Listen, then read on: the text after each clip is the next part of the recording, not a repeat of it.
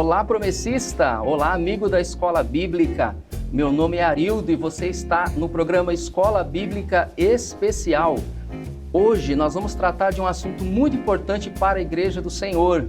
Nós já estudamos nas lições anteriores sobre um povo e uma missão. Quem é o povo de Deus e qual é a missão do povo de Deus? E nesse terceiro bloco, nesse terceiro grande tema das nossas lições bíblicas, nós estamos estudando sobre as múltiplas formas de atuação do Espírito Santo na vida da igreja, para o cumprimento da missão. E hoje nós vamos falar sobre diferentes iniciativas da igreja para cumprir a missão de Deus no mundo. Então eu convido você a permanecer neste vídeo, a ficar conosco. E o seguinte, como eu sempre digo, se acomode, se possível pegue a sua lição bíblica, pegue a sua Bíblia, pegue aí o celular e se acomode para estudar com a gente em mais este estudo.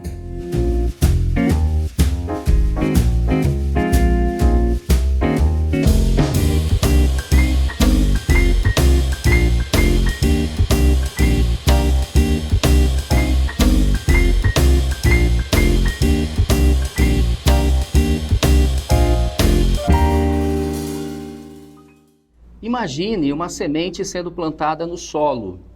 Pode parecer algo simples, algo tranquilo de fazer, mas para quem entende de como se planta, essa pessoa sabe o quão difícil pode ser uma planta crescer saudável, o quanto ela precisa de atenção, o quanto ela precisa de cuidado. Então, lançar a semente exige cuidado. E hoje nós vamos falar um pouco sobre plantação de igrejas, sobre revitalização de igrejas e quais as diferentes iniciativas da Igreja Adventista da Promessa nesse processo de revitalizar e plantar novas igrejas. O texto bíblico que é a base do nosso estudo de hoje está em 1 Coríntios, capítulo 1, versículo 10, onde Paulo nos exorta: "Suplico a todos vocês que concordem uns com os outros no que falam, para que não haja divisões entre vocês, e sim que todos estejam unidos em um só pensamento e um só parecer." Deus usa, irmãos, a diversidade para cumprir seu propósito. Nós somos pessoas diferentes. Eu sou diferente de você, você é diferente de mim. Em alguns aspectos, nós temos nossas diferenças e diferenças de opiniões muitas vezes. Agora, o que a Bíblia nos ordena e nos aconselha é essa unidade, que a gente viva em unidade, que a gente siga no mesmo propósito da missão. Hoje nós vamos estudar juntos sobre como reconhecer essa diversidade da igreja e como de braços dados, de braços assim abraçados e unidos, pregarmos o evangelho com amor para alcançar as pessoas que precisam desse amor de Deus, desse evangelho do Senhor. Hoje nós temos um convidado muito especial aqui conosco, você já viu no título ou na thumb deste vídeo, é o pastor Adelmilson. Ele é pai, teólogo, professor, foi meu professor na FATAP, pastor Adelmilson, a antiga FATAP, hoje CETAP, e presidente geral da nossa igreja. Seja bem-vindo, pastor Adelmilson. Amém. Paz do Senhor, pastor Arildo, paz do Senhor, meu irmão, minha irmã. É uma alegria estar aqui em mais uma escola bíblica especial. Estamos encerrando, então, esta série importante para a igreja, que ela fala sobre o lema dessa gestão, mas também fala de textos bíblicos, de iniciativas bíblicas para alcançar os perdidos em seus diversos contextos. Nós sabemos que a Igreja Adventista da Promessa é uma igreja comprometida com a pregação do Evangelho e nesta lição nós aprenderemos um pouco mais sobre as diversas abordagens que nós temos a partir da Palavra de Deus. Então, é uma alegria participar de mais esta escola bíblica. Obrigado, pastor. Pastor, a Aliança Mundial Promessista lançou um projeto desafiador para a Igreja da Promessa, chamado Projeto 2032. Assim, eu já vou fazer, né? Vou citar aqui a primeira pergunta, a primeira questão, já para o senhor explicar um pouquinho rapidamente, porque esse projeto ele abrange algumas metas, né, que a gente colocou apenas para que nos incentive, né, pastor? Essas metas são para nos incentivar a buscar a palavra e buscar a cumprir a missão, né? Cumprir a missão de Deus até 2032. Então, Eu vou citar aqui a primeira questão, dentro desse contexto que nós já falamos aqui, irmãos, que nós já fizemos aqui nessa introdução. Eu gostaria que o pastor respondesse, por gentileza.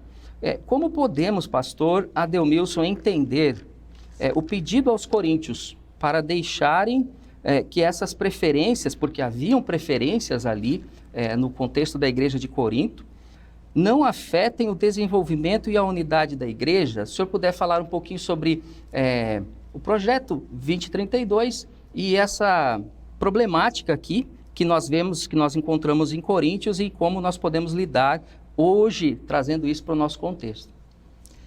É importante esta primeira pergunta e esta relação direta com o plano 2032. Eu penso que este plano é conhecido da maioria dos promessistas no Brasil e na América do Sul, mas eu faço questão de reafirmar as métricas que nós temos para o plano 2032. Nós temos uma instituição na igreja chamada Aliança Mundial Promessista, a AMP, Aliança Mundial Promessista. Então ela está aqui como se fosse uma convenção mundial da igreja. Nós temos alguns países que têm igrejas autônomas, elas pregam o evangelho sozinhas, elas se lideram sozinhas e elas se sustentam sozinhas.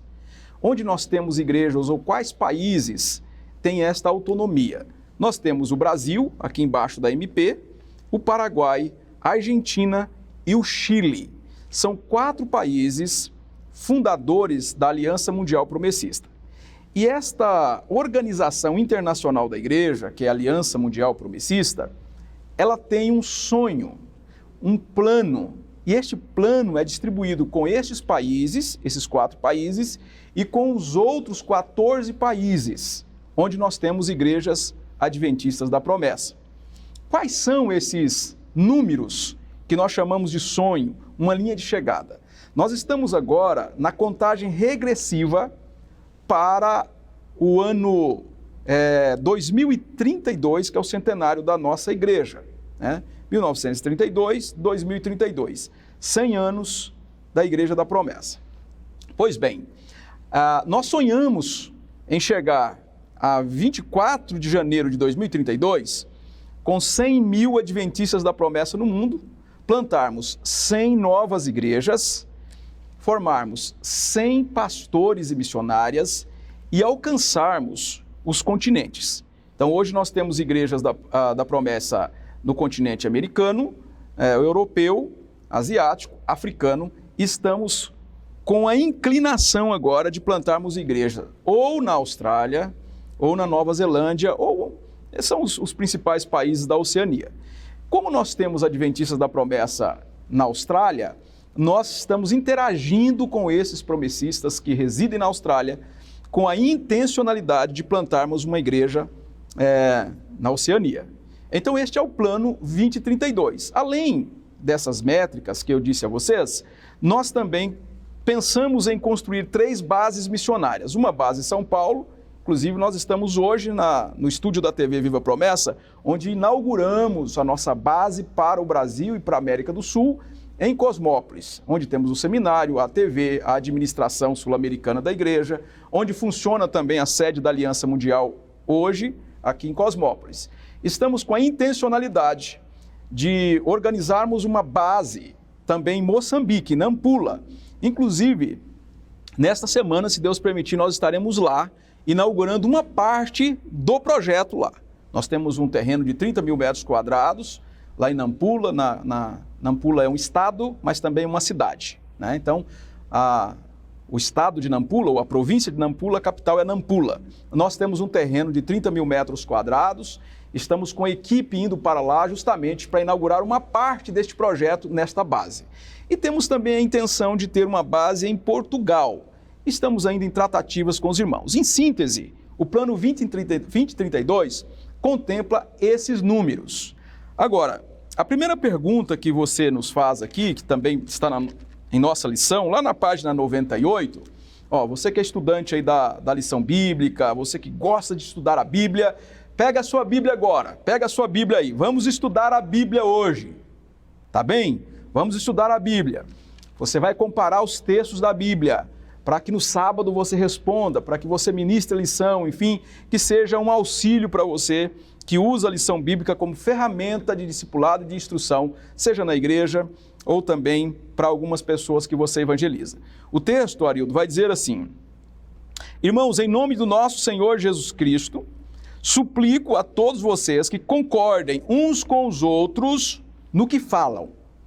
Então, Paulo está chamando a atenção da igreja coríntia, que os irmãos da igreja de Corinto, que eles tenham unidade por conta da missão. Ele vai dizer, olha, vocês precisam ter unidade no que falam. Vocês precisam ter unidade no que pensam. Vocês precisam ter unidade no propósito. Então, Paulo está dizendo assim, olha, eu sei que todos nós pensamos e gostamos de coisas diferentes, temos opções diferentes, gostamos de estilos de cultos diferentes, estilo de igreja diferente, músicas evangélicas, né? Hinos, corinhos, né? Eu sou do tempo do corinho, né? Então, louvores diferentes. Eu também, olha que eu também, eu já não estou muito novinho, não. Então, você tem preferências. Agora, Deus tem uma missão, a igreja não tem missão, quem tem missão é Deus. A gente chama de Missio Dei, é o Deus da missão. Desde Gênesis capítulo 3, e você vai perceber que todos os sentidos foram embotados em Gênesis capítulo 3. Lá em Lucas capítulo 15, eu repito sempre essa referência, porque lá nós estamos em fuga, desde Gênesis 3 até Lucas 15, nós estamos fugindo da presença de Deus. E aí, de repente, nesta fuga, Deus está em busca dos seres humanos perdidos. Então Deus tem uma missão, a missão é de Deus. Jesus Cristo cria uma igreja, porque a missão é de Deus. Deus envia Jesus. Jesus cria a igreja para cumprir a missão de Deus. Então a missão é de quem? É de Deus. E a igreja é o quê? É instrumento nas mãos de Deus para o cumprimento da missão de Deus, para aqueles que estão em fuga, correndo de Deus. Então, neste pensamento, nós vamos nos unir, mesmo que eu não concorde com alguma coisa. Tem coisas que eu não gosto. Tem coisa na igreja que você não gosta também? Tem também, pastor. Tem. Eu não gosto de alguns estilos, não vou falar aqui, porque o pessoal vai começar a me emparedar com algumas preferências que eu acho que são pessoais. Isso. Mas tem coisas que eu não gosto. Não gosto, eu tenho 52 anos. Mas eu sei que tem coisas que um jovem de 18 anos gostam e não é pecado, apesar do Adel não gostar. Não é pecado, então são preferências. Se contraria as escrituras sagradas, de bebê a ancião, todo mundo tem que combater. Mas quando são preferências, e a lição vai chamar aqui de preferências mesmo na primeira pergunta, são essas preferências, eu preciso abrir mão de algumas coisas por conta da missão. Então, o que eu falo? Eu preciso cuidar com o que eu falo, inclusive nas redes sociais, tá joia? Inclusive nas redes sociais. O que você fala nas redes sociais, o que você fala nos grupos para os irmãos da igreja, nos grupos de WhatsApp, mas também nos grupos de amizades que você tem na igreja. De repente você está lá numa pizza de sábado à noite, depois dos cultos, que a gente tem sábado à tarde, às vezes sábado à noite, ou domingo depois do culto, você vai a um local, um lanche, e aí você começa a reclamar de tudo que tem na igreja. Paulo está dizendo que a gente tem que focar, por conta da missão, eu vou ter disciplina na fala. Mas é porque o Adel gosta de tudo? Não. É por causa da missão. Por causa da missão. Estamos entendidos? Segundo ponto, ele vai dizer um só pensamento. Agora, a gente pensa diferente, mas por conta da missão, nós vamos pensar no mesmo sentido. E nós temos um propósito. Então, quando a gente traz aqui o plano 2032, você não precisa gostar do plano 2032. Agora, você precisa falar a mesma coisa. Você precisa ter um só pensamento por conta da missão. E você precisa focar no propósito. E aí eu já peço, para terminar minha fala aqui nessa primeira pergunta, que você ajude o seu pastor local. Quantas vezes o pastor local está batalhando para implantar um projeto, implantar um plano na igreja local, tem oposição de um lado, de outro lado, e o pastor sofre, irmãos. O pastor é humano, tem esposa, tem filhos. O pastor vai para casa e perde o sono também. O pastor vai para casa e se preocupa com o que as pessoas estão fazendo de oposição, às vezes nos bastidores. E eu preciso falar com você. Por quê? Porque Deus nos chamou para liderar a Igreja da Promessa nesse tempo. Então ajude o seu pastor, seja sinal de bênção na sua igreja. Quando o pastor encerrar a carreira dele aí na igreja local, que ele possa dizer assim, olha, como o Arildo foi bênção na minha vida, ou como o Adelmilson foi bênção na minha vida. Que triste é o pastor sair de um campo e falar assim, olha, eu tentei tudo, mas a família X não deixa passar nada. Se for contra o evangelho, você tem que levantar a voz. Agora, se for por preferência, não. Aí Paulo está dizendo para a gente, olha, ajude o seu pastor. Una num pensamento, num propósito de evangelização local. Ajude o superintendente regional, ajude o presidente geral, ajude o projeto 2032. Irmãos e irmãs, nós somos convocados por Deus para uma grande missão. Eu sempre penso, Arildo, quando alguém está criticando a Igreja da Promessa, eu sempre penso na iniciativa de Neemias. Estamos fazendo uma grande obra, a gente não vai parar, a gente não vai descer. Amém. Não vai. E nós estamos enxergando uma grande obra. Deus está impelindo a igreja para novas fronteiras, para novas geografias, que nós não tínhamos ideia há 20 anos atrás. É um trabalho do pastor Adelmilson? Não. É um trabalho do Espírito, mas também é um trabalho sequencial de muitos que vieram antes do Adel, há 20, 30 anos, há 15 anos, há 4 anos. E eu estou, por misericórdia agora, colhendo muito fruto daquilo que foi semeado lá atrás. Então, se una nesta grande colheita de almas, que a Igreja Adventista da Promessa está no rumo certo, no caminho certo, e nós vamos crescer para a glória de Deus. Pastor, estudando essa lição, eu me lembrei, pastor e irmãos, eu me lembrei de uma conversa que eu tive com o Senhor em 2015, e o Senhor disse uma coisa para mim, eu não lembro bem as palavras exatas, mas que até hoje eu lembro e mudou muita coisa na minha vida, assim, da minha visão. E eu gostaria de compartilhar com os irmãos. Há pouquinho tempo atrás, antes da nossa conversa, lá em 2015, um pastor tinha organizado uma vigília, uma vigília regional, se eu não me engano, onde eu estava, né, no estado onde eu estava, e assim... Aquela vigília que tinha muito louvor, pastor, muito louvor. Era louvor aqui, louvor ali, convidado de fora, e convidado especial, e louvor. E eu vou confessar essa preferência, né? Eu acho que eu posso confessar essa preferência. Eu amo louvores, gosto, toco alguns instrumentos e tudo, gosto muito. Mas naquele momento eu pensei que faltou um pouco mais de palavra, de ensino, né? Era um momento que poderia ser assim usado para o ensino, enfim. E eu lembro que o senhor falou assim exatamente, algo que hoje nós estamos estudando aqui sobre a ênfase ministerial. Eu não lembro exatamente as palavras que o senhor disse, mas o senhor me deu clareza naquele momento sobre exatamente isso. Cada obreiro, né, cada servo de Deus tem uma ênfase no seu ministério, que por vezes é diferente da ênfase de outro irmão, de outro pastor, de outro líder. Então, o que nós introduzimos nessa primeira questão já aqui é exatamente isso, né? Por mais que a minha preferência pessoal seja assim contrária à preferência de outra pessoa, a gente pode se unir e se complementar, né? Então, na missão, as pessoas se complementam. Irmão, amigo aí da escola bíblica, é muito importante o que a palavra nos ensina hoje, né? E no comentário aqui do pastor Adelmilson, precisamos distinguir o que é preferência pessoal do que é palavra de Deus, no sentido de que fira os mandamentos de Deus, fira a palavra de Deus, porque por vezes essas ênfases ministeriais que temos, que são diferentes umas das outras, elas não ferem o evangelho, pastor. O louvor é maravilhoso, é bom, assim como a palavra é boa, e um dia vai haver uma vigília com mais ênfase em louvor, e outro dia vai haver outro encontro com mais ênfase no ensino, e assim a gente se complementa. Então, acho que esse é o resumo que a gente, né, pode dar a essa questão. Se o senhor quiser falar algo mais, fique à vontade, senão a gente parte aí para a segunda. Isso, tá muito bom. Eu penso que nessa questão de preferência, a gente gosta de algumas coisas e nós somos resultados de um tempo. Eu lembro-me quando eu era jovem, tinha uns 17, 18 anos, nós criticávamos muitas coisas que a convenção estava fazendo. Convenção regional, à época, não é? com o passar do tempo, eu percebo que cada época tem a sua beleza. E talvez eu não tenha curtido no sentido de abraçar, de entender, de caminhar com aquelas pessoas que à época tinham ideias diferentes das minhas.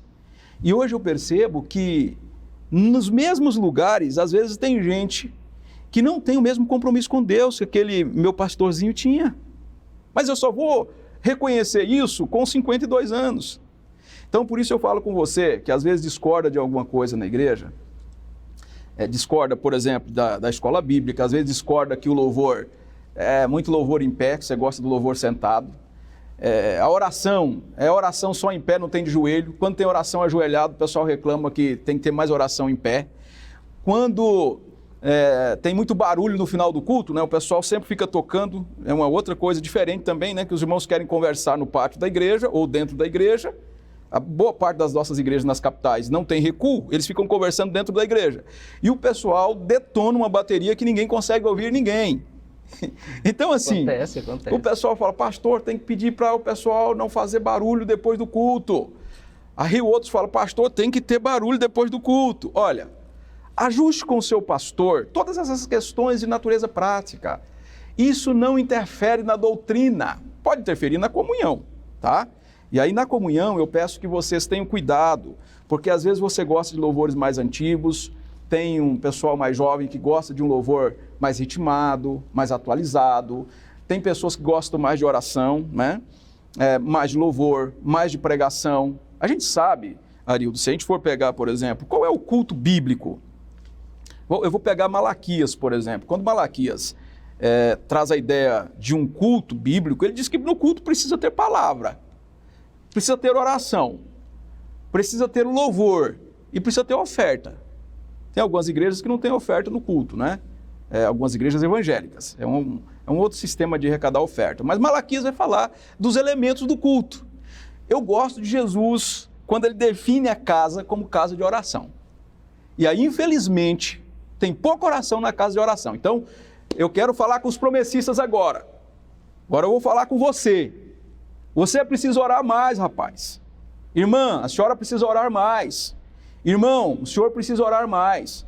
Você que é jovem, adolescente, precisa orar mais. Tem alguns que nem sabem o que é oração, mas precisa orar mais. Por quê? Porque a casa de Deus é casa de oração. É casa de oração. Não é casa de entretenimento.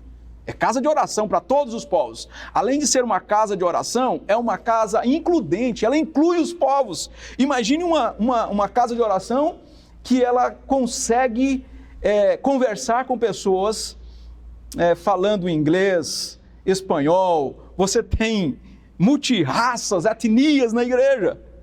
Então, uma casa de oração para todos os povos. Não é só para brasileiros, não é só para nordestinos, ou para nortistas, ou para sulistas, não. É uma casa de oração para todos os povos. Então, irmãos, dê um pouco mais de ênfase na oração. Na oração. Uma outra coisa, eu vou aproveitar, viu, Arildo? É a última lição. Fique à vontade, pastor. É a última oração. Isso, é o fechamento. Perdão, é a última lição. Sim, né?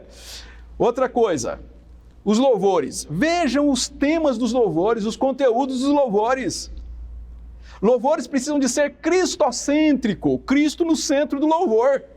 Aí sim, o pastor Adel sofre quando tem louvor dizendo, o homem é importante, o homem é grande, o homem vai vencer, você pisa todo mundo. Você não encontra isso nas Escrituras. Todos os louvores neotestamentários são louvores que colocam Jesus no centro. Ele é o centro de todas as coisas. Isso, amém. É um bom exemplo, né? Essa questão do louvor, porque quando a gente fala que há diferenças entre nós, e podem haver, desde que não firam a doutrina, não firam a palavra, esse pode ser um bom exemplo, né? Porque fere, porque coloca o homem no centro, né? É um exemplo, pode ser várias outras coisas, mas é um exemplo de certas letras, e não só a letra, mas até as pregações também, e falas, enfim, na igreja, que destacam muito mais o próprio ser humano, ainda mais nos tempos atuais, em que a prosperidade humana, a questão da afetividade, né, a inclusão de maneira distorcida da Bíblia, também está atuando muito aí nas igrejas. Tem pontos, sim, que doutrinariamente, biblicamente, são errados. E aí, como o senhor falou, o pastor sofre, de verdade, o pastor sofre, né? Eu só complementaria com a questão da pregação. Então, eu falei, a casa é de oração, Os louvores precisam ser cristocêntricos, Cristo no centro. Analise os louvores da sua igreja e aí observe se Jesus é cantado. Não é falando sobre Jesus, é adorando a Jesus. Cristo é o centro. E a pregação precisa explicar o texto bíblico. Por isso que a gente fala que a pregação precisa ser expositiva. Ela precisa expor uma porção das Escrituras, que é uma outra coisa que às vezes a pessoa lê um texto, um trechinho da Bíblia, e ela não fala mais do trecho da Bíblia, ela fala de coisas do cotidiano, de superações, é um negócio meio coach. Irmãos, pregação é para explicar a palavra de Deus. Pregação é para explicar a palavra de Deus. E eu termino dizendo, o testemunho não é para dizer também, eu orei, ou o pastor orou, alguém orou na igreja e eu fui curado. Graças a Deus que o pastor Arildo orou. Não! Os irmãos oraram, Jesus me curou. A glória é dele. Então quem está no centro da oração, do louvor, da pregação e do testemunho? Cristo. Se nós temos a centralidade de Cristo, os estilos, a abordagem, o horário, enfim, as preferências que a gente tem, para mim, elas têm menos sentido porque elas são a forma. Qual é a essência? Cristo. E às vezes, por conta da essência, a gente está combatendo, por conta da forma, a gente está combatendo a essência. A gente diz assim, não, tem que ser desse jeito, mas não tem Jesus. Não tem Jesus. Eis que eu estou à porta e bato. Tem uma igreja que Jesus estava do lado de fora da porta. Jesus batia do lado de fora. A minha pergunta é assim, onde está Jesus na igreja? Do lado de dentro ou do lado de fora? E às vezes, por conta da forma, nós comprometemos a essência. Então, foque na essência, Cristo. Agora, vamos deixar a igreja se tornar algo desordenado? Não, a igreja tem ordem e decência. Paulo diz, no culto precisa ter ordem e decência. Verdade. Meu amado irmão, amigo da Escola Bíblica, lições fundamentais para a sua vida, para a minha vida. E eu te convido agora para a questão de número 2. Pastor Adelmilson, essa questão, ela fala sobre, basicamente, a revitalização das igrejas. O senhor já deu, assim, essa pincelada, né, bem grande em relação a tudo que a gente vai tratar aqui. Mas aí, esse texto, especificamente, a lição cita o texto de Mateus 16:18, que fala sobre a igreja. Há uma igreja e essa igreja tem uma mensagem, aquilo que nós já falamos aqui. E a missão de Deus é compartilhada com a igreja. Então, a igreja tem uma mensagem e tem uma missão. E esse ponto aqui se refere usa um texto também, né? Aplica um texto aqui de Apocalipse. Apocalipse 2:4, falando da igreja de Éfeso, que abandonou, que deixou seu primeiro amor. E essa palavra, né, esse versículo, ele é interpretado certamente por teólogos e de maneiras até mesmo um pouco diferentes, e a lição cita uma das interpretações aqui a respeito desse primeiro amor. E dentro então da questão de número 2, eu vou citá-la aqui, mas é basicamente isso, assim, esse primeiro amor, ele seria o quê? Ele pode ser encarado como o quê exatamente? Olha só o enunciado da questão 2. Irmãos, acompanhe aí também, se você está aí com a sua lição. Por que a igreja de Éfeso é chamada a voltar ao primeiro amor? O que isso significa a partir da compreensão do início da igreja de Éfeso e os comentários que nós fizemos aqui, os comentários que estão na lição?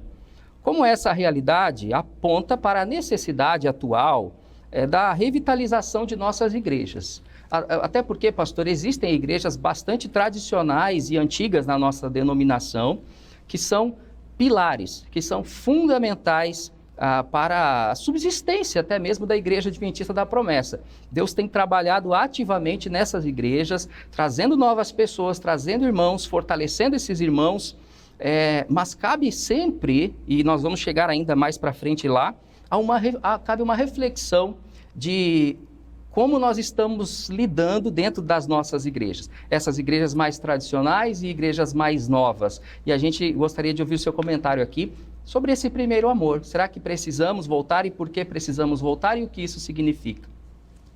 Então vamos para a nossa segunda resposta. No capítulo 2, nós temos várias igrejas que são mencionadas por Jesus. Então eu gostaria de destacar o texto, o 2:4, mas eu vou efetuar a leitura até o 7. 2:4. Contra você, porém, tenho isto: você abandonou o seu primeiro amor. Jesus, ele é contundente com a igreja de Éfeso. Ele vai dizer que eles abandonaram o primeiro amor. Aí ele faz um alerta, lembre-se, uma recomendação, lembre-se de onde caiu. Arrependa-se e pratique as obras que praticava no princípio. Se não se arrepender, virei a você e tirarei o seu candelabro do lugar dele. Mas há uma coisa a seu favor. Você odeia as práticas dos nicolaítas, como eu também as odeio. Aquele que tem ouvido, ouça o que o Espírito diz às igrejas. Ao vencedor darei direito de comer da árvore da vida que está no paraíso de Deus. Vejam bem, a igreja dos Efésios, ela tinha um combate às heresias, às falsas doutrinas, um combate correto. Elas tinham um combate correto. Elas combatiam o erro, elas combatiam a falsidade. Mas com o passar do tempo, ela perdeu o primeiro amor. E o primeiro amor é uma referência ao fervor missionário pela proclamação do Evangelho. E eu gostaria de falar com você, olha, Jesus está dizendo que as igrejas que perdem o fervor missionário, a paixão pelas almas, a paixão pelo Evangelho, elas podem ser até corretas na doutrina, mas se elas perdem a paixão, o fervor, elas podem ser riscadas por Cristo. Elas podem ser tiradas por Cristo do centro, da primazia. Então eu falo agora com os irmãos e irmãs da Igreja Adventista da Promessa. Será que algumas igrejas não têm se importado muito com o combate à doutrina, com o combate às falsas doutrinas, e têm errado a mão no sentido de desprezar a paixão, a pregação, o fervor missionário, o ardor missionário? Se isso está acontecendo, a recomendação de Jesus é para nós também. Arrependam. Vejam onde foi que vocês caíram e voltem-se para a centralidade. Ou seja, voltem a proclamar o Evangelho. Igrejas tradicionais, irmãos e irmãs, igrejas antigas, o Arildo disse aqui algumas igrejas históricas, eu não sei, me lembro agora. Antigas, tradicionais, né? Não é sinônimo de igreja que não está em revitalização. Não. Exatamente. Tem igreja de 150 anos no mundo que são atuais e estão ganhando almas. Boas igrejas. As principais igrejas que ganharam almas no passado, no centro de Londres, por exemplo, continuam ganhando almas hoje. Tem igreja dos Estados Unidos que continuam ganhando almas hoje.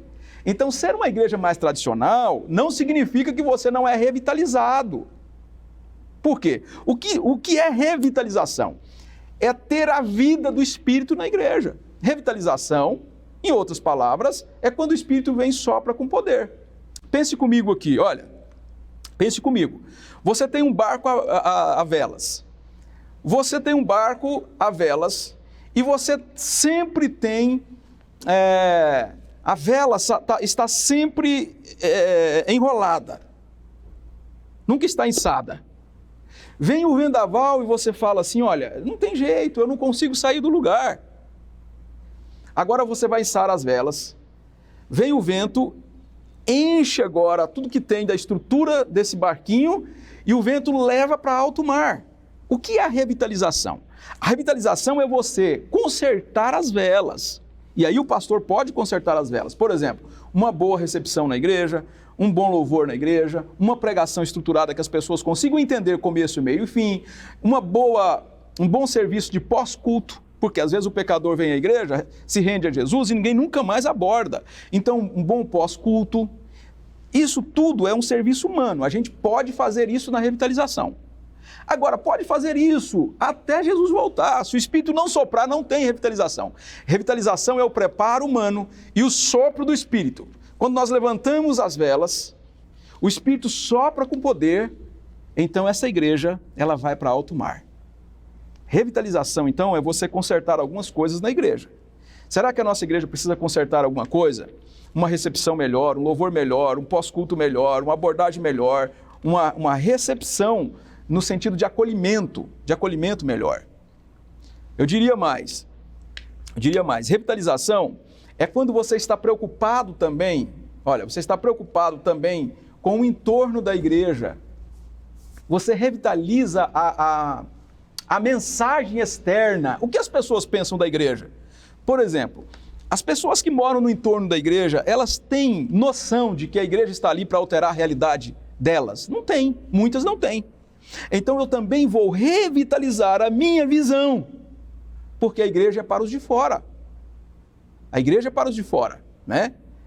Dietrich Bonhoeffer, um pastor que morreu em 1945, na Alemanha, ele dizia que a igreja só é igreja quando é para os de fora. Ou seja, a igreja existe para a edificação dos irmãos, mas ela é para os de fora. Então a igreja é o povo de Deus em missão no mundo. Então a gente revitaliza aqui dentro, a gente pensa nos de fora também, e a gente ora agora. Agora é orar. Orar, jejuar, buscar a face de Deus. Porque se o Espírito não soprar, meu irmão, minha irmã, você pode ter a melhor igreja do mundo.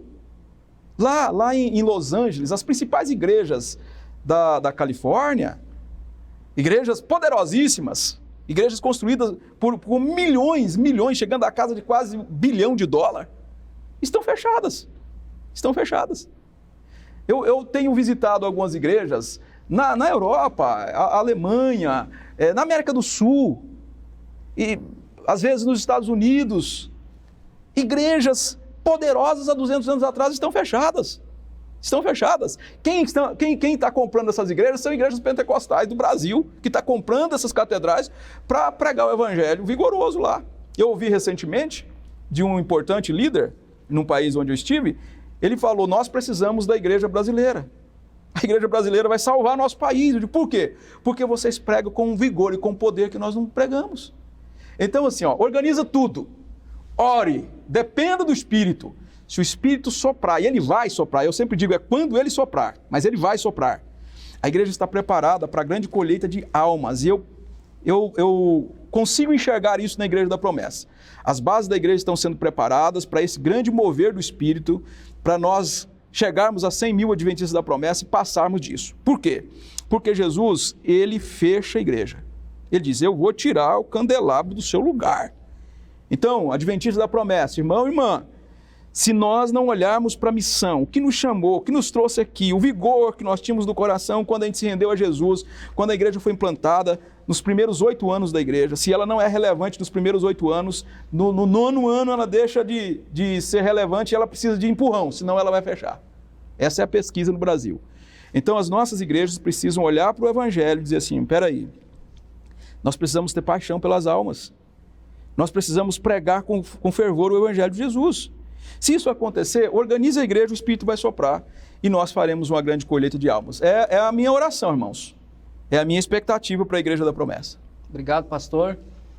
Então, revitalizar é não guardar a palavra para si, né? Só para fazer assim esse fechamento, o pastor já falou perfeitamente bem, mas assim, não guarde a palavra para si, sabe, irmão, irmã, amigo aí que está assistindo agora.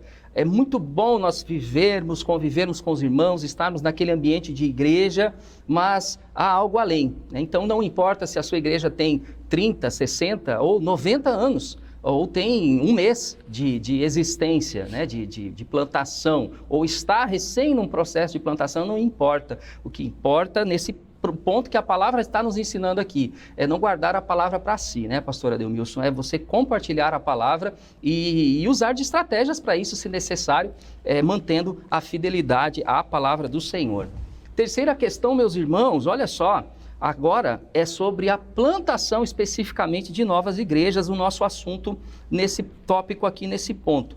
A questão, ela fala o seguinte, a partir da parábola do semeador, registrada em Lucas, capítulo 8, versículos 5 ao 15. E da ação dos apóstolos, ao conhecer cada cidade em que eles vão plantar uma igreja, pede para que a gente reflita. Eu gostaria que o pastor refletisse um pouco sobre isso. da necessidade, pastor, da gente atentar para o solo, a realidade da cidade ou do bairro, ou especialmente das pessoas de certa localidade, né? Para plantar uma igreja, né? A importância de nós atentarmos para o solo. Porque a semente é a palavra, né, pastor? A semente é a palavra. A semente, ela é ela não muda. É a mensagem de salvação do homem, né? Do arrependimento, da salvação. Mas dentro desse contexto aqui, qual é a necessidade de atentar para o solo, pastor? A terceira questão, nossa lição, ela vai estar aqui em torno de Lucas capítulo 8. Eu vou efetuar a leitura somente da explicação da parábola. E depois eu faço o comentário. No versículo 11, Jesus vai dizer, olha, Lucas vai dizer, né, usando as palavras de Jesus, este é o significado da parábola. A semente é a palavra de Deus. As que caíram à beira do caminho são os que ouvem e então vem o diabo e tira a palavra do seu coração, para que não creiam e não sejam salvos. As que caíram sobre as pedras são as que recebem a palavra com alegria quando ouvem, mas não têm raiz. Creem durante algum tempo, mas desistem na hora da provação. As que caíram em espinhos são as que ouvem, mas ao seguirem seu caminho, são sufocados pelas preocupações, pelas riquezas, pelos prazeres desta vida e não amadurecem. Mas as que caíram em boa terra são as que, com o coração bom e generoso, ouvem a palavra, a retêm e dão fruto com perseverança. Então Jesus está falando de tipos de solo. Existem solos difíceis. E o solo, Jesus vai dizer que é o coração humano. Então a parábola está focando o ser humano, a recepção que as pessoas fazem do Evangelho de Jesus no momento da pregação. A nossa lição vai fazer uma ponte, na terceira questão, o autor faz uma ponte, sobre os tipos de solo que nós temos neste mundo.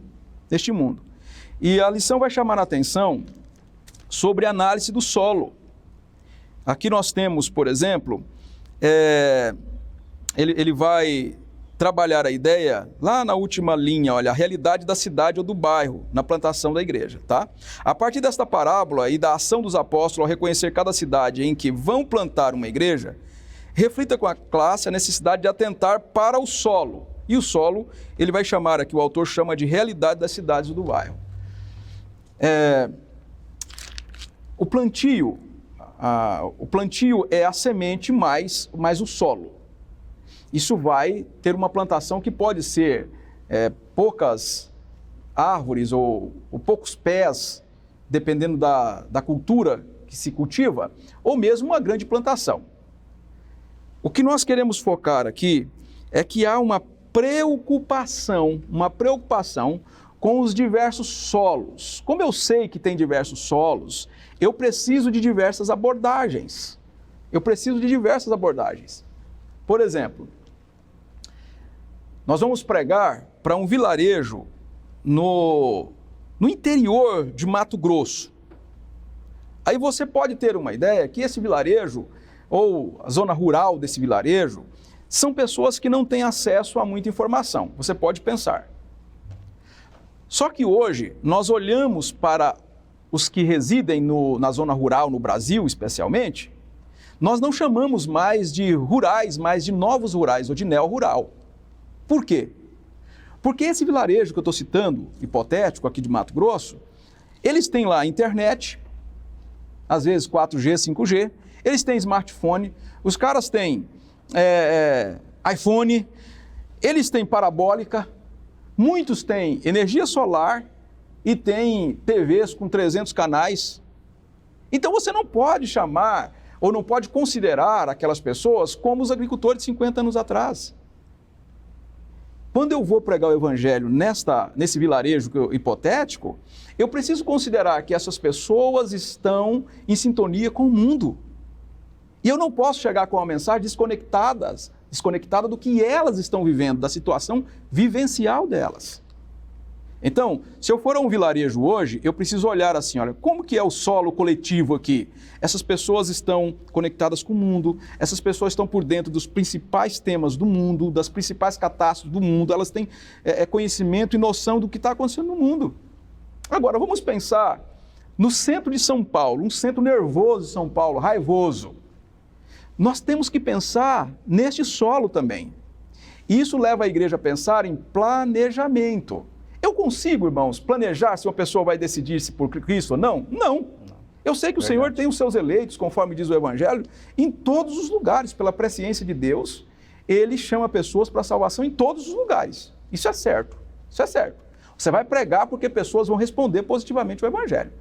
Agora, a igreja precisa se planejar. Nós vamos para o centro de São Paulo, é uma abordagem. Nós vamos para um vilarejo no final de Rondônia ou de Roraima. Eu estive em Roraima o ano passado, você vai encontrar gente em vilarejos lá na divisa com a Guiana Inglesa. Os caras estão com um iPhone. É impressionante como que o mundo está conectado. E a forma que a gente faz esse contato, né, pastor? Porque, assim, Deus dá várias maneiras de você alcançar uma pessoa com o Evangelho. Então, pode ser por um problema que a pessoa está passando. Se a gente não conhece o problema, enfim, não conhece o que está acontecendo com ela, qual é o contexto dela, pode ser que a gente queira, assim, transmitir o Evangelho, né, falar do amor de Deus, mas de uma forma que ela mal compreenda ou que não seja a necessidade dela naquele momento. A gente sabe que ela precisa, há necessidade de Jesus, do amor de Jesus, mas por vezes a gente levanta muros, levanta barreiras, se a gente é de um jeito, chega de um jeito em alguém que é totalmente diferente. Então esse planejamento que o pastor fala é essencial. E isso, estudar a cultura das pessoas, saber, irmãos, que as fronteiras são assim, olha. Antes a fronteira era geográfica. Ainda temos as fronteiras geográficas, nós temos, sim. Mas hoje há uma fronteira cultural. E às vezes a cultura está ao lado da sua casa. Às vezes o seu vizinho, ele tem uma cultura diferente da tua cultura. E se você não entende esse vizinho, às vezes ele é muito tradicional. É muito tradicional. Eu conheço pessoas que perderam a oportunidade de ganhar gente para Jesus, porque no primeiro contato ele começou a falar mal de quem é tradicional. Só que a pessoa era ultra tradicional. Na segunda abordagem, a pessoa disse que não queria mais ouvir. E a gente foi saber de bastidores, não, ele começou a falar de tudo que eu creio. Então, as pessoas, elas creem diferente, elas pensam diferente, elas estão envolvidas em contextos diferentes, e nós precisamos entender que o nosso vizinho é diferente, precisa do mesmo Evangelho. Voltando agora para concluir a minha fala, tem um vilarejo lá do Mato Grosso, de Rondônia, de Roraima, mas tem também do Nordeste. As pessoas estão conectadas. Então, eu não posso ir para lá imaginando que essas pessoas lá, elas são desconectadas do mundo. Eu vou para o centro de São Paulo, que é um centro nervoso. Aí eu digo assim, eu vou para lá e todo mundo está pensando no que está acontecendo no mundo. De repente você vai encontrar uma pessoa no centro de São Paulo que vive uma vida pacata. Verdade. Eu preciso estudar os diversos solos. Um europeu, por exemplo, é impressionante. Evangelizar um europeu mesmo é muito difícil. Não é a mesma abordagem do Brasil. Você fala do Evangelho 10 anos para a pessoa. Para você entrar na casa de um europeu, às vezes, tem via de regra, geralmente você vai conseguir entrar ali no primeiro ano, mas tem gente que é 4, 5 anos para você entrar numa casa. No Brasil, você entra no primeiro dia. Verdade. Chega, senta, toma um cafezinho com bolo. Tem parentes que não vão à casa de parentes consanguíneos, irmão com irmão na Europa. Ele não frequenta sem uma agenda prévia. Às vezes demora 2 anos, 1 ano, 2 anos para conseguir visitar irmãos. Se nós não estudarmos o solo, o que vai acontecer? Aí vamos, por exemplo, para a Ásia. Tem que estudar o solo também, a cultura também. Como que as pessoas reagem ao Evangelho. Então, meus irmãos, nós sabemos que existem solos diferentes, a mensagem é a mesma, mas em um solo ela consegue nascer entre os espinhos, não consegue prosperar, no outro entre as rochas e tal. O que nós precisamos fazer como igreja? Planejar o plantio da igreja. Nós vamos plantar em tal lugar, as pessoas são secularizadas? Sim. Elas creem em Deus lá? Não creem em Deus. Então o pastor precisa estudar sobre secularismo. Por quê? Senão ele vai pregar, as pessoas não vão escutar. Agora, se ele tem uma boa abordagem, e aí eu penso que a próxima questão é falar de uma abordagem, Paulo está tentando pregar e o pessoal está fechando portas, mas Paulo era versátil. Ele consegue dialogar uma outra linguagem, num outro patamar, e o evangelho prospera lá. Porque às vezes uma porta se fecha, Arildo, mas outra se abre. O que nós precisamos fazer? Nos preparar, irmãos. A revitalização é a gente estar preparado para o mover de Deus. Às vezes vem o mover de Deus, a igreja da promessa não está preparada e outras pessoas começam a colher as almas. O grande avivamento que teve na década de 60, por exemplo, no Brasil, quais foram as igrejas que mais cresceram na década de 60? Foram igrejas tradicionais, igrejas pentecostais, que surgem ali na década de 60, vindo de igrejas tradicionais, elas crescem assustadoramente. Mas a promessa poderia ser uma resposta para igrejas pentecostais, porque nós temos uma doutrina séria. Nós podemos ser uma resposta para o povo sabatista, povo que crê no batismo no Espírito Santo, passa a crer no batismo com o Espírito Santo, mas a gente tem que estar preparado. Então, qual é a grande questão que eu acho aqui nessa pergunta 3? O solo é o coração humano, mas será que a gente pode fazer também uma ponte para nos planejarmos, para saber que a gente precisa preparar algumas coisas para que esta mensagem, ou que essa semente caia em um bom solo e a gente tenha um cuidado necessário para que essa árvorezinha, não é, cresça, né? Jesus vai dizer que o reino dos céus é como um grão de mostarda. Cai lá, sementinha, minúscula. Daqui a pouco aparece um caulezinho, depois uma folhinha, outra folhinha, e ela vai crescendo. E Jesus diz, daqui a pouco é uma árvore onde pássaros se aninham nela. Eu acho que é bem isso. A mensagem do Evangelho é revelar o reino em contextos diferentes. O reino está entre nós. Você revela o reino, você está dizendo, o reino está aqui, o reino está aqui. Uau, isso é o reino? Sim. Jesus ressurreto é o reino, a expressão do reino, a expressão da Trindade.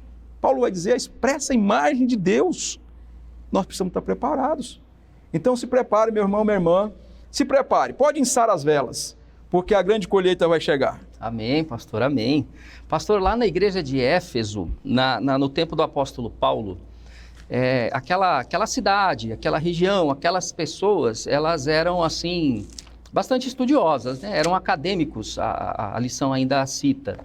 E Paulo usou de uma estratégia dentro disso que a gente está falando aqui, que foi alugar uma escola, chamada ali a escola de Tirano, e passou ali um longo tempo, cerca de 2 anos ali, abrindo um diálogo com aquela população, né? Dialogando. E Paulo utilizou diferentes estratégias. Ele prega a palavra, por exemplo, em Atenas, né?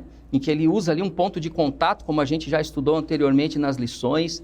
Ele também prega o evangelho ali em praça pública, ele expressa o evangelho também de forma mais aberta.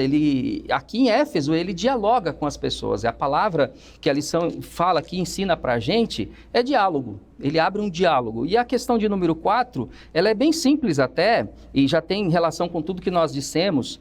Ela fala sobre a estratégia, né? Se nós concordamos, se o estudante da palavra concorda com a estratégia, concorda que Paulo usou como estratégia.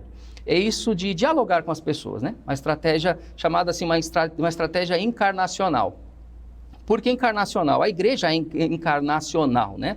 Jesus, sendo Deus, ele se encarna, ele se torna homem, ele vem, digamos assim, para esta terra, ele se faz homem.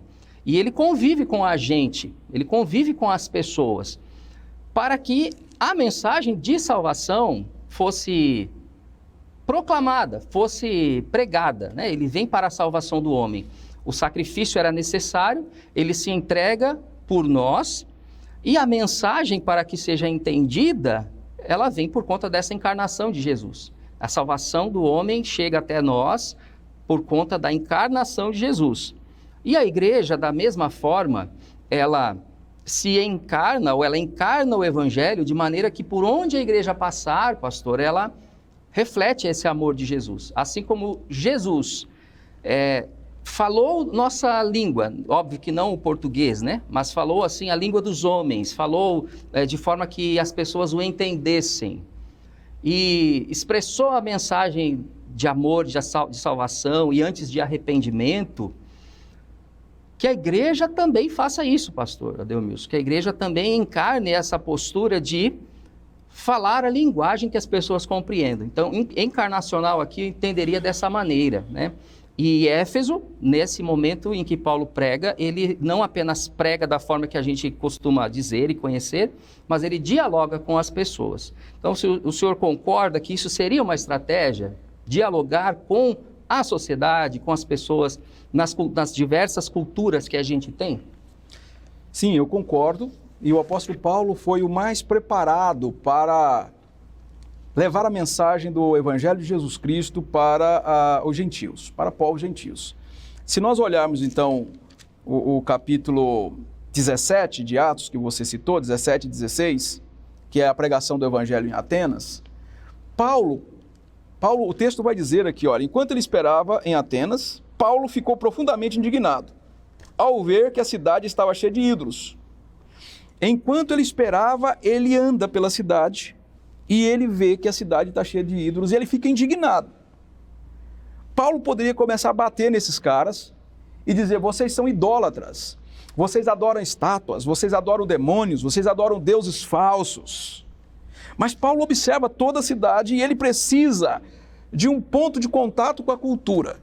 Com quantas pessoas vão dizer que aqui tem uma história antiga da Grécia, os comentaristas, digamos, mais fundamentados, eles vão dizer que não tem a ver com essa história, tem a ver com encarnar o Evangelho para a cultura. Você olhar as pessoas e saber o que as pessoas têm e o que você pode fazer de ponto de contato com elas. Então, Paulo poderia começar, versículo 22, olha.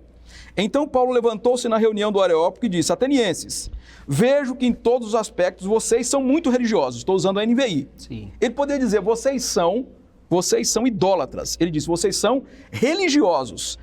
Ele chama esses caras de religiosos, porque ele precisa chamar a atenção das pessoas. Paulo parte, irmãos e irmãs, do que as pessoas querem ouvir para o que elas precisam ouvir. Parte do que elas querem ouvir, ó. Elas passam a ouvir Paulo. Aí Paulo vai dizer assim, ó, pois andando eu pela cidade, observei cuidadosamente seus objetos de culto e encontrei um altar ao Deus desconhecido. Paulo vai dizer que esse era o Deus que ele pregava. Quando as pessoas prestaram atenção nele, ele precisa, Arildo, só de 2 versos para dizer assim, olha, mas Deus não habita em templos feitos por mãos humanas. Ele desfaz, mas as pessoas já estavam prestando atenção nele. Então Paulo parte do que as pessoas precisam ouvir para o que elas precisam ouvir. E elas escutam. Sim. E olha o final aqui, olha. 32. Quando ouviram sobre a ressurreição dos mortos, alguns deles zombaram e outros disseram, a esse respeito nós ouviremos outra vez. Com isso Paulo retirou-se do meio deles. Alguns homens juntaram-se a ele e creram. Entre eles estava Dionísio, membro do Areópago, e também uma mulher chamada Dâmaris, e outros com ele. O final foi, as pessoas acreditaram que Jesus Cristo morreu, foi sepultado, ressuscitou dentre os mortos, foi ascenso aos céus. E Paulo prega nessa pequena partezinha da Bíblia, nessa porção das Escrituras, dizendo assim, Jesus voltará para prestar conta com cada ser humano que já viveu neste mundo. Então Paulo, ele, a Deus. A lição vai chamar aqui de encarnacional. Eu diria que toda pregação, seja lá no vilarejo ou no centro de São Paulo, é encarnacional, toda pregação. Agora, uma diferença, a pregação precisa ser intencional, às vezes ela não é intencional. Aí, voltando aqui para o texto, olha, capítulo 19 de Atos. Agora a gente não está mais em Atenas, já estamos em Éfeso. Paulo fala do amor de Jesus Cristo.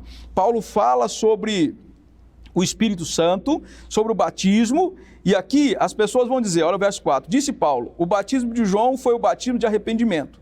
Ele dizia ao povo que cresce naquele que viria depois dele, isto é, em Jesus. Ouvindo isto, eles foram batizados em nome do Senhor Jesus. Quando Paulo lhes impôs as mãos, veio sobre eles o Espírito Santo e começaram a falar em línguas e a profetizar. Eram ao todo uns 12 homens. Então Paulo aqui está falando para pessoas que já conheciam o Evangelho.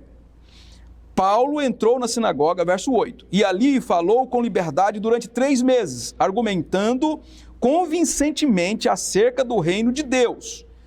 Paulo está com uma abordagem diferente agora. Não é de Atenas, não é dos primeiros crentes aqui do capítulo 19, mas agora são para judeus. Mas alguns deles se endureceram e se recusaram a crer e começaram a falar mal do caminho diante da multidão. Paulo então afastou-se deles. Tomando consigo os discípulos, passou a ensinar diariamente na escola de Tirano. Agora aqui ele já muda a estratégia. Paulo vai dialogar com as pessoas intelectualizadas, pessoas estudiosas. E Paulo vai falar acerca do quê, irmãos? Paulo vai falar sobre Jesus. Isso continuou por 2 anos. Olha, 3 meses lá na sinagoga, agora ele está 2 anos. De forma que todos os judeus e os gregos que viviam na província da Ásia Menor ouviram a palavra do Senhor. Aqui nós vemos Paulo mudando a estratégia. Então a igreja tem que ser intencional. Nós abordamos aqui, as portas se fecharam aqui, a gente vai mudar a estratégia. A mensagem não se muda, a estratégia.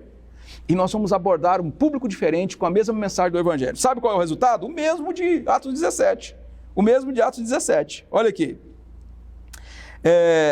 Isso continuou, verso 10, por 2 anos, de forma que todos os judeus e os gregos que viviam na província da Ásia Menor ouviram a palavra do Senhor. 11. Deus fazia milagres extraordinários por meio de Paulo, de modo que até os lenços e aventais que Paulo usava eram levados e colocados sobre os enfermos. Estes eram curados de suas doenças e os espíritos malignos saíam deles. Na capital do poder, numa escola da filosofia. Aí você poderia dizer, mas eu tenho que falar e não posso tocar em milagres, não posso tocar em batismo no Espírito, não posso tocar em avivamento, nada, irmão. Onde a mensagem é pregada, o Espírito faz a obra. Paulo muda a estratégia, prega o Evangelho por 2 anos na escola de Tirano, dialoga com as pessoas sobre as grandes questões da existência humana, da filosofia. Mas quem era o centro da filosofia? Jesus. Quem era o centro da existência? Jesus. E qual é o resultado? Só encontramos nas Escrituras essa passagem onde as pessoas enxergam algo extraordinário, milagres extraordinários, prodígios da parte de Deus, de modo que até os lenços e aventais que Paulo usava eram levados e colocados sobre os enfermos, eles eram curados. Porque onde há poder de Deus, onde há pregação do Evangelho, há poder de Deus. A gente sabe que não é uma prática. Não vai ficar levando lenço de pastor, de bispo, de apóstolo para ninguém, não. Isso aconteceu uma vez na Bíblia, já aconteceu, tá bom? Para evidenciar o extraordinário poder de Deus. Mas a gente sabe que Paulo falando na USP, se Paulo pregasse na USP, poderia acontecer batismo no Espírito Santo. Bom exemplo. Se Paulo pregasse na Unicamp, em Salamanca, em Harvard, em Oxford, não importa em qual escola filosófica, onde o Santo Evangelho é pregado, as pessoas vão ser tocadas pelo Evangelho. E nós precisamos pregar de forma encarnacional, ou seja, eu vou enxergar o meu público, eu vou entender que o Evangelho é para essa realidade, mas precisa ser intencional. Digo, eu vou pregar, eu tenho essa abordagem por causa disso. Assim as pessoas vão entender o Evangelho. E quem está trabalhando? O Espírito, levando as pessoas a conhecerem a Jesus como Salvador. Amém, amém. Meu amado amigo da Escola Bíblica, olha só, chega aqui pertinho de mim, ouve bem o que eu quero falar para você nesse fechamento, nesse encerramento do estudo de hoje. Faça uma avaliação. O nosso Senhor te convida a fazer uma avaliação pessoal, a reunir os líderes da sua igreja, se você é um líder, se você é um pastor, a compartilhar essa mensagem com a sua igreja local, fazer uma reflexão sincera, honesta, amorosa, diante do seu Senhor, diante do nosso Senhor. Se nossa igreja precisa ou não de uma revitalização, se a sua igreja local precisa ou não voltar, retornar ao primeiro amor. É basicamente isso que nós dissemos durante todo esse estudo aqui. Revitalização e plantação de igrejas exigem novas iniciativas, ou melhor, exigem diferentes iniciativas. Alguns vão para um lado, outros vão para outro, outros entendem de um jeito, outros entendem de outra forma, mas o Senhor da igreja une a todos nós e é importante nós fazermos essa reflexão. Então fica esse convite para você e esse é o ponto de número 1 da nossa aplicação prática desta lição. O ponto de número 2 do nosso estudo nos convida a refletir sobre quando nós olharmos, quando nós observarmos pessoas que estão engajadas nessas diferentes iniciativas, que por vezes nós até discordamos em algum ponto por preferência pessoal, mas a gente percebe que não fere a palavra, não fere a Bíblia. Você vê pessoas agindo, você vê pessoas revigoradas, pessoas pregando o Evangelho. Agarre-se nessa pessoa. Vá junto com ela, né? Dê as mãos, dê os braços para ela, de braços dados, continue. Se você vê um jovem, né? Eu sei que muitos irmãos, o pastor Adelmilson, irmãos até um pouco mais experientes nos assistem, né? Às vezes vê o jovem ali meio bagunçado, né? Mas ele está ali tentando pregar o Evangelho, ele está ali tentando alcançar pessoas, talvez de um jeito não muito assim, né? Que o mais antigo, o mais experiente percebe, não está muito legal. Então, assim, ele pode tentar ajudar esse jovem, né? Ele pode tentar, assim, chegar junto e não apenas trazer críticas ou qualquer tipo de desunião ou algo do tipo, né? Então, esse segundo ponto nos convida a essa reflexão. Pastor Adelmilson, as suas considerações finais. Eu agradeço desde já a sua participação aqui com a gente. Hoje foi muito importante esse estudo aqui, fechando esta série de lições, falando das diferentes iniciativas. Um povo, uma missão, múltiplas formas. Deus age por meio de pessoas de formas diferentes. Nos dando dons diferentes, capacidades, habilidades diferentes. E que a igreja siga, pastor Adelmilson, nesse projeto 2032 com sucesso. Sucesso baseado na fidelidade bíblica para que a gente alcance esses propósitos que nós temos para a igreja. Amém. Obrigado, meu irmão, minha irmã, que ficou com a gente até esse momento. Arildo, obrigado pelo convite. Eu estava pensando aqui, quando o Arildo estava fazendo aqui o comentário final. Na Igreja Adventista da Promessa, nós temos bons pastores, pastores de idade, bons pastores. Tem alguns que já estão meio desanimados, e aí por conta, às vezes, de alguns pastores que estão desanimados, que já abriram mão de defender a doutrina, defender a igreja, fazem críticas generalizadas. Todo pastor que tem mais de 50 anos, todo pastor está cansado. Não é verdade. Tem muitos pastores. E eu peço que vocês olhem pelos frutos. Tem muitos pastores frutíferos. Apoie os pastores frutíferos, ajude a eles. E aqueles que não estão conseguindo desenvolver por conta de limitação de saúde, talvez, tenha misericórdia, ore com ele, mas evitem criticar os nossos pastores. Eu diria que nós temos muitos pastores jovens que estão procurando fazer a coisa certa, com abordagem diferente, mas estão procurando fazer as coisas certas. Mas tem alguns pastores jovens que são descomprometidos também com o Evangelho. Isso é fato. Então, o que você vai fazer? Você vai ajudar o seu pastor, pelo fruto você conhece. Às vezes seu pastor é jovem, Paulo disse para Timóteo que não era para ninguém desprezar a mocidade, a juventude dele. Então, às vezes a pessoa é jovem, mas ela é comprometida com Deus. Então, não generalize. Todo pastor jovem não tem compromisso. Não, eu ouço às vezes isso. Não é verdade. Não é verdade. Assim como todo adolescente, não é verdade, tem muito adolescente pegando firme. Jovens, irmãos e irmãs, está na hora, irmãos, de nós sermos mais tolerantes com os irmãos. Você é tolerante com tanto político enrolado, e eu não estou falando de direita nem de esquerda, é de enrolados. Eu só defendo Jesus. Eu sempre acho que o nosso foco é a igreja do meio, que é a cruz, é Cristo, é isso. É isso. Mas eu vejo irmão que é tolerante com o pecado de político, mas não é tolerante com um jovem, não é tolerante com uma irmã, não é tolerante com um irmão, não é tolerante com uma irmã que quer contar um testemunho às vezes, é uma senhorinha.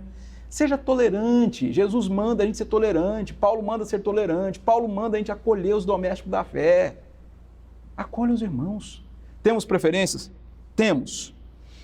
Temos uma só missão? Temos. Por conta dessa uma só missão, você é tolerante. Contra o pecado, você é intolerante. Agora, com o irmão, você é tolerante com o irmão. Faça isso, meu irmão. Deus está nos chamando para um tempo de paz, de unidade, de foco, de alcançarmos os confins da terra. E eu conto com a oração, conto com seu jejum pela igreja, com a sua dedicação pela Igreja Adventista da Promessa. Receba o nosso abraço, que Deus abençoe muitíssimo a vocês e foi um prazer participar com vocês dessa lição. Amém. Muito obrigado, pastor. Eu lhe peço para orar com a gente, por gentileza. Amém. Pai bondoso, nós te agradecemos pela oportunidade de conversar com os irmãos. Sabemos que é um tema que tem feito a diferença, às vezes para o bem da igreja e às vezes para as críticas também da igreja. E eu peço que o Senhor olhe com carinho, com misericórdia sobre nós. A Igreja Adventista da Promessa não suporta o teu santo juízo. Eu sei que quando ele vem com poder, ninguém pode suportar, ninguém faz retroceder. Quando o Senhor movimenta o seu santo braço para a esquerda ou para a direita, ninguém mexe. O Senhor é poderoso acima de todas as forças deste universo. Então nós não suportamos o teu juízo. Nem os irmãos mais novos, os irmãos mais velhos, a gente não suporta. Por isso eu suplico a sua santa misericórdia. Olhe para a promessa com misericórdia. Olhe para mim, Senhor, com misericórdia, nas minhas falhas, nas minhas dificuldades de caminhar. No meu coração, que o Senhor sabe o meu coração, o Senhor conhece. O Senhor conhece o meu coração. Mas o Senhor conhece o coração do irmão que às vezes reclama de tudo, de todos. O Senhor conhece também o coração do irmão que é humilde, da irmã que é humilde, que sofre com netos, com filhos fora da igreja, sofre com emprego ruim, sofre com dificuldade financeira, mas ele pega firme. O Senhor conhece também. E o Senhor sabe que nessa igreja tem gente muito séria. Lá em Hebreus 11 o Senhor fala, por meio da tua palavra, que teve gente que a terra não foi digna de ser pisada. Eu sei que na promessa tem gente santa sim, Pai, que essa terra não foi digna de ser pisada por essas pessoas. Por isso eu clamo a sua santa misericórdia, ajude essa igreja a ter um pensamento, uma só fé, um só batismo, um só Senhor, um foco na missão. Ajude a promessa. Nós precisamos alcançar os pecadores. Ajude a essa igreja, no poder do teu Espírito, pregar o Evangelho com contundência, Senhor. Assim nós vamos passar esta igreja para uma nova geração que está nascendo e que vai nascer. Uma igreja muito mais forte e vigorosa para a glória do teu nome. Eu oro com humildade, eu te peço, em nome e para a glória de Jesus. Amém. Amém. Amém. Mais uma vez, obrigado, pastor Adeilmilson. Amém. Amado irmão, irmã, amigo da Escola Bíblica, antes de encerrarmos, presta atenção aqui, por favor. Nesta sexta-feira, às 19 horas, nós temos um encontro marcado. Você não sabia, né? Mas nós vamos ter aqui na TV Viva a Promessa uma live especial da Secretaria de Escola Bíblica. Você vai conhecer as iniciativas da Secretaria de Escola Bíblica, nós teremos entrevistas e também sorteio de brindes para os participantes, aqueles que estarão ali se engajando nesta live. Então fica o convite para você, não perca, compartilha com quem você puder, nesta sexta-feira, dia 27 de setembro de 2024, às 19 horas, aqui na TV Viva a Promessa. Meu amado irmão, amada irmã, que Deus o abençoe e até a próxima.